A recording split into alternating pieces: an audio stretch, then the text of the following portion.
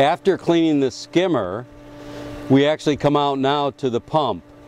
And the pump's located right next to the filter. The first thing that you do is actually open up the knobs, remove and take off the pot lid cover, pull the basket out of the pump, and this is the second place that you'll actually find debris, again, that come off the surface of the water.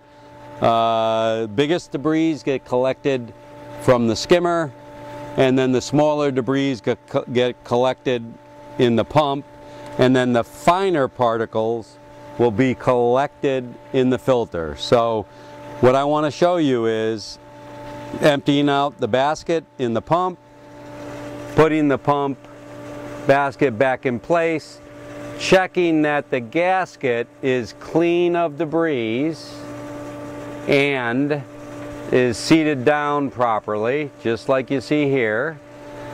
And then the pot lid cover goes back on. Knobs go back on, hand tighten them just snugly, and you're there. Now you see, maintaining a NEJAME & Sons pool is very simple.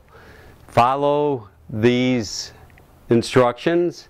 If you have any questions, please give us a call. Area code 203-743-4663.